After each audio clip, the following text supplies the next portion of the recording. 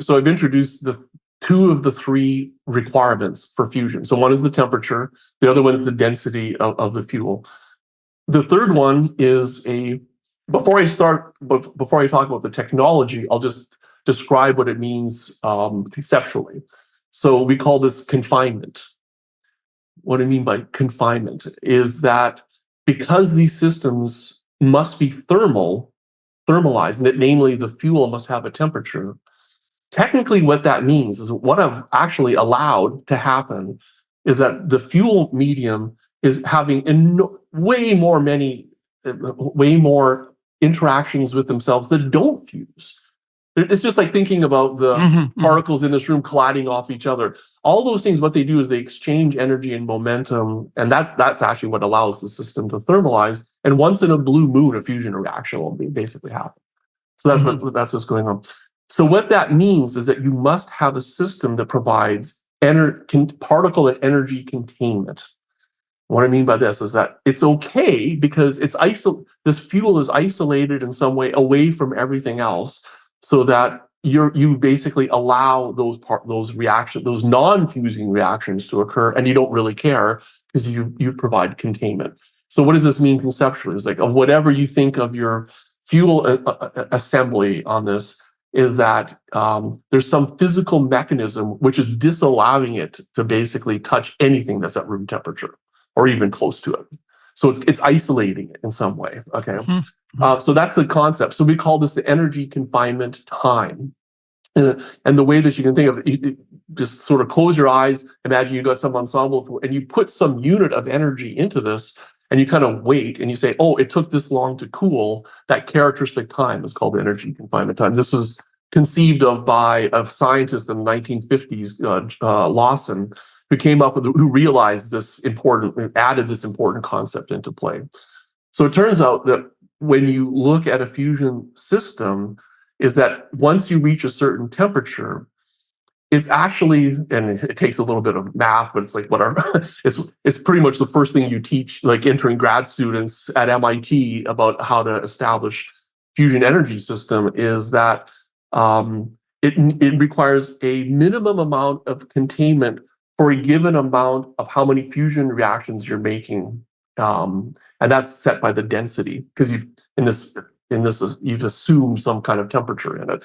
And it turns out when you work through the math of it, it's the product of the density of the fuel and this energy confinement time that actually realize what you want, which is to get net energy out of the system, and particularly the ultimate goal, which is you basically put in almost no external energy, and the whole thing is just keeping itself hot by its own fusion reactions. So it's very important. Sorry, that's a little bit complicated, but it's so important to understand in fusion, because this is unlike a lot of, usually when you think of physical systems, it's rare to come across a product of two important parameters controlling each other. Namely, you multiply them by each other, right? And it turns out the physics doesn't care about the absolute number about those, as long as the multiple of them actually meet this minimum level on Earth. And that was density and confinement time? It's density and confinement time. So it's how many particles there are per unit volume, and then you multiply it by this characteristic time. By how long you hold it together? It's basically how long it holds its energy, technically, right? Okay, all very good. And so this is what confuses a lot of the public about fusion, because you'll see this picture. There's this great big magnet. Wow, they did fusion. Or you see this other thing, which is an electrode. They made fusion. Or you see this laser. They made fusion. What the heck do these things have to do with each other? What's happening is that they're using the same physical principle that I just talked about, but they're vastly changing the density and confinement time, basically about how you get to the multiple of those two. And so you can imagine what this is that if I allow the density to be very, very high, then I don't need a very long energy confinement time. And vice versa, if I make the density very low, I must get a high energy confinement time. And that's actually the approaches that are there. So just a quick comment, because this is why it is a little confused. If you look right now, the two methods of getting there that certainly have obtained the most publicity, but also probably the furthest along in terms of the scientific accomplishments, in magnetic fusion, which is the focus of my work, which is, in that case, we use very, very low density fuel. The density of the particles in this is 100,000 times less than air. It's very, very undense.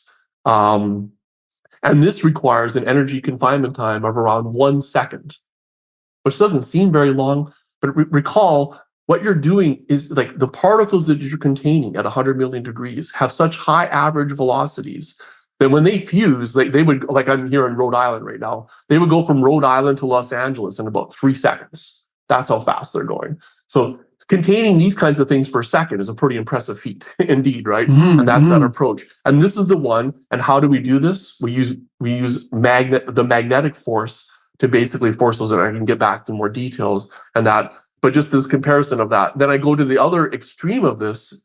It's our colleagues that have performed this with lasers.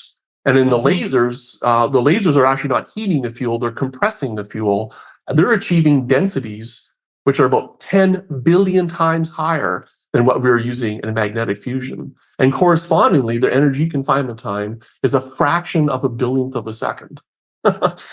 And there are people and companies and other groups which are approaching things which exist in those in-between areas as well too, things like pinches and so forth. So this is one of the reasons for, it's an interesting one. It's both, I would argue, an advantage, but also has been one of the challenges of fusion. There's so many, because it turns out when you vary those physical parameters by so much, it actually vastly changes the technology that you're thinking about how you would actually get there.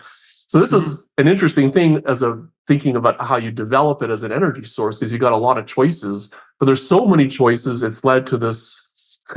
It's an interesting race in some sense, right? About how you would get there. Right. So you can vary the density using various technologies, and you can vary the time to confinement using various technologies.